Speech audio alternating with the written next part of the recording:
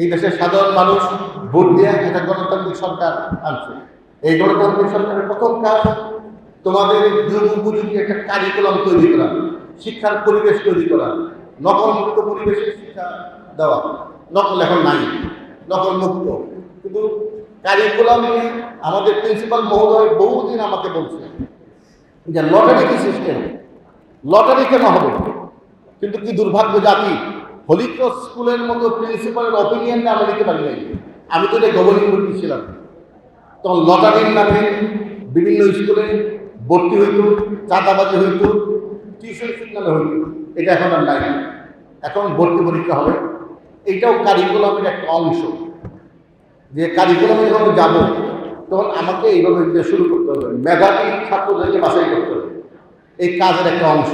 দ্বিতীয়টা হলো এখন বিভিন্ন কলেজ, সরকারি কলেজে শিক্ষক নিয়োগ দেওয়া, প্রিন্সিপাল নিয়োগ দেওয়া, বোর্ডের চেয়ারম্যান নিয়োগ দেওয়া, বিশ্ববিদ্যালয়ের সময় বিসি নিয়োগ দেওয়া।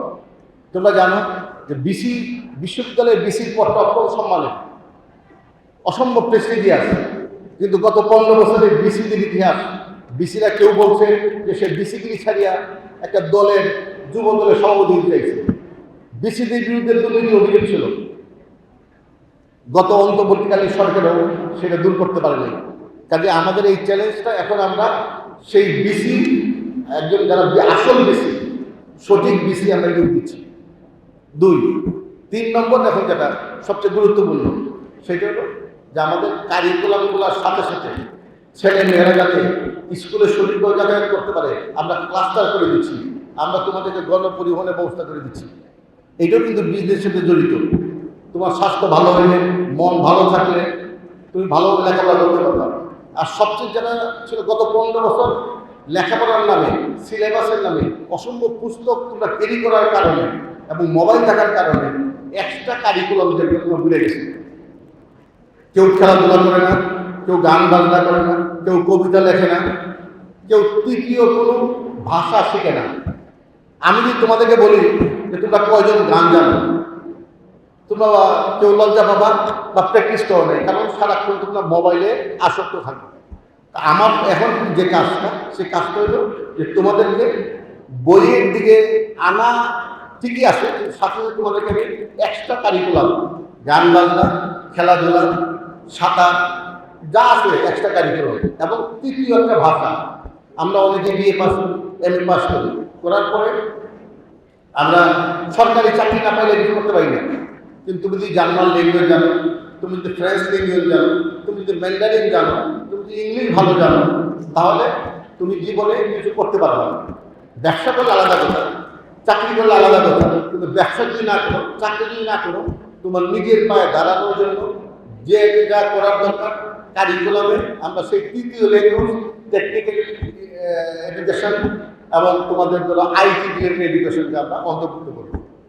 আমি কি বুঝাতে পারছি যে আমার কি কাজটা এখন? বুঝতে পারছো আমার কথা? হাত নাড়া দাও নাকি? হাত নাড়া দাও, বুঝতে পারছো কিনা? গুড। না, এখন আমরা যারা চাই তোমাদের কাছ থেকে, তোমরা যারা এখন একদম আমার মেয়ের মতো, তারা লেখাপড়া শিখো, খেলাধুলা শিখো, এক্সট্রা কারিকুলাম করো এবং পরিবারকে সাহায্য করো এবং হলিক্রস কলেজের যে ইমেজ, যে সম্মান, সেটাকে তোমরা ক্যারি করো। সেটাকে সারা দেশের ভিতরে বলতে পারো যে হলিক্রস কলেজে এবং অন্য অন্য কলেজ থেকে তো আজকে আসছে এখানে কম্পিটিশনের জন্য। শুধু হলিক্রস না, কটা কলেজ? 20টা না 22টা? 24টা। 24টা কলেজের অন্য অন্য কলেজগুলো একটি হচ্ছে। ঢাকার কলেজ, তোমরা যারা ঢাকা, তারা তো এমনি ফর্চুনেট এবং ভাগ্যবান। আমরা যারা we born and brought up in the village, we travel long. আর তোমরা ঢাকা শহরে যেটাই হোক, ঢাকা শহর, কেরানীগঞ্জ, নারায়ণগঞ্জ, আশেপাশে তোমাদের কাছ থেকে দেশ জাতি বেশি আশা করে। তোমরা কম্পারেটিভলি বেশি ফর্চুনেট। আমরা এই হলিক্রস কলেজে ধরো আমি প্রায় 90 সন থেকে, 90, 91, 92 সন থেকে হলিক্রসে জড়িত। আমি এটা গভর্নিং বডির মেম্বার ছিলাম অনেকদিন। হলিক্রস একটা ঐতিহ্যবাহী কলেজ। এই কলেজে যে কোনো অনুষ্ঠান বহুবার আয়োজন করেছে, বহু অনুষ্ঠান নিজের অনুষ্ঠান ফেলেছে। আজকের অনুষ্ঠানটা তারই ধারাবাহিকতা।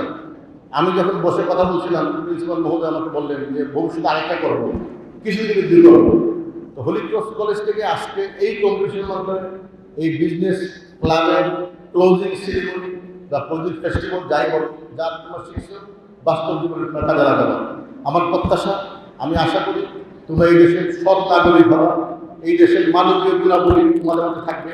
লেখাপড়া শিখবা, আবার ভোট চুরি করবা, লেখাপড়া শিখবা, ব্যাংক ডাকাতি করবা, লেখাপড়া শিখবা, মানুষকে অবমূল্যায়ন করবা। শূন্য যার নাজবি ঘর, তুমি আজকে যা করে গেছো আগামী দিন থাকবে। কাজেই তুমি লেখাপড়া শেখো, মানুষ হোক, মানুষ প্রতি সহানুভূতিশীল হও, অন্যের হক যেন তুমি নষ্ট না করো, অন্যের সম্পদ যেন তুমি চুরি না করো। আমি শিক্ষিত চুর বানাতে চাই না, আমি শিক্ষিত ভুল চুর বানাতে চাই না। আমি চাই এই দেশে তোমরা আদর্শ মা হও, আদর্শ গৃহিণী হও, আদর্শ বড় অফিসার হও। এখন তো মেয়েরা ভালো ভালো চাকরি করতেছে, টিসি হচ্ছে, টিউন হচ্ছে, বিচারক হচ্ছে।